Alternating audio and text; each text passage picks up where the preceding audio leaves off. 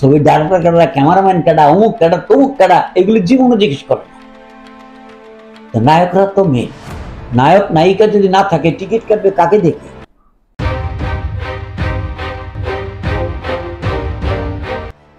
এখন ছবি দেখে নিজে নিজে একটা ছবি গল্প লিখে ফেললাম, সেখানে there is no screenplay, there is no good dialogue, there is no good lyrics. তো এগুলির প্রতি ওরা দৃষ্টি দেয় না। আমি আছি বানিয়ে ফেলবো। একটা ছবি হিট করেছে মনে করো, তারপর আরো কনফিডেন্ট হয়ে গেল, নিজেই করে। তারপর কোথায়? এদের নাম তো জানে না এখন।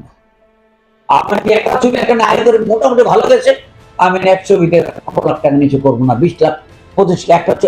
এই পুরনো আমাদের এখানে যে পুরনোদের জায়গা আমরা দখল করেছি, আবার আমাদের জায়গা নতুন দেশে দখল করবে, এটাই নিয়ম। কিন্তু নতুন যারা আসছে ওরা কতটুকু সাকসেসফুল হবে আমি সন্দেহান। এই জন্য যে ওরা নিজেরাই সব জানে। চলচ্চিত্র দেখেছেন মনে হয়, কাহিনী, সংলাপ, চিত্রনাট্য, অমুক তমুক একজনই। তো যারা কাহিনী সংলাপ চিত্রনাট্য লিখে নাম দিয়েছে, আমরা তো জীবনে শুনি নাই ওরা কারো চিত্রনাট্য লিখেছে বা গল্প লিখেছে। একটা নাম বলবো না, একটা নায়কের একটা ছবি হিট করেছিল মোটামুটি ভাবে ভালো, তো বলছে 30 লক্ষ টাকা নেই। ওই সাকিব নেয় এত টাকা, আমরাও বাড়াই। সাকিবের জায়গায় তোমরা আসলে সেন বাড়াবা, তোমরা তো সাকিবের জায়গায় নেই। এখন সাকিব এমনও সিনাবল আছে যে সাকিবের ছবি না আসলে চালাবই না। আমি সাকিবের প্রশংসা করতেছি না, যে ওর ছবি না আসলে হলে চালাবই না এরকম ভাবতে। এরকম তোমরা হয়ে দেখাও যে সাকিবের ছবি 1 লক্ষ টাকা অ্যাডভান্স দিয়ে দেয়, তোমার ছবি 10,000 টাকা তো অ্যাডভান্স দেন। হল মালিক আমি 1 লক্ষ টাকা দিয়ে গেলাম, যেটা আমাদের সময় হতো। শাবানা আছে, আলমগীর সাহেব আছে, রাজ্জাক সাহেব আছে, আর 1 লক্ষ টাকা দিয়ে গেলাম। কখন রিস্ক করে জানি না, আমি কিন্তু আপনার ছবিটা সে ছবি মুক্তি পেলে আমার হলে চালাবো। এরকম নতুন বেলা তো এটা নাই। সাকিব যেখানে আছে এই পর্যন্ত, আর কিছু করার নেই। তা কিভাবে করবে? কোন ডাইরেক্টরের আন্ডারে কাজ করবে? তো ওর প্রথম ছবি সুপারহিট তো হয়েছিল আমার বিশ্ববরণ আগে, ওটাই তার প্রথম সুপারহিট ছবি। তারপরে আমি ছিলাম মোটামুটি ভাবে কাজ জানিয়ে বলে আমি মনে করি, আমি তাকে নিয়ে সুন্দরভাবে কাজ করেছি।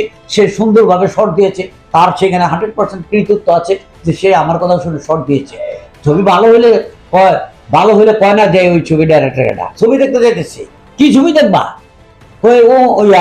কি ছবি দেখাইছো?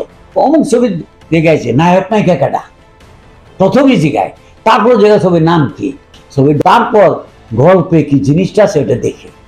গল্প ভালো না হলে যে ওই 16-এর পর ওই ডাইরেক্টর রমেশ শিল্পে করেছিল শান, 16-এর থেকে বেশি টাকা খরচ করে এক একটা সার্কিট কোটি কোটি টাকা দিয়ে কিনে নিয়ে গেছে। প্রথম দিন হল ভেঙে ফেলেছে, পরের দিন লোক নাই, গল্প ভালো লাগে না। আর্টিস্ট তো প্রথম দিন, তারপর গল্প। সবচেয়ে বড় স্টার হচ্ছে গল্প। পৃথিবীতে চলচ্চিত্রের 1 নম্বর স্টার গল্প। গল্প ভালো নাই, শেষ। ছবির ডাইরেক্টর কাটা, ক্যামেরাম্যান কাটা, অমুক কাটা, তমুক কাটা, এগুলি জীবনে জিজ্ঞেস করে না। নায়করা তো মেন। নায়ক নায়িকা যদি না থাকে টিকিট কাটবে কাকে দেখে? তারপরে ছবি ভালো হতে হবে। ছবি ভালো না হলে পরের দিন টিকিট কাটা শেষ। আমি অমিতাভ বচ্চনকে দেখবো, টিকিট কাটলাম। অমিতাভ বচ্চন ধাম ধুম করে আসলো, ঘোড়ার পিঠে বা কার দিয়ে নামলো, পা জুতার শট, ব্যাক টু শট, আস্তে আস্তে টান করে মুখে সিগারেট ফেলে দিল, বক্সিং উঠালো, বাস পাবলিক তালিয়ে দিল। অমিতাভকে দেখা শেষ। না না, ওর এগিয়ে যাবার কিছু নাই, ওর এগিয়ে যাবার কিছু নাই, এটাই তার লাস্ট। ওখান থেকে সে তার জায়গা থেকে সে আমাদের দেশে বর্তমানে চরম শিখরে আছে, 1 নম্বর আছে।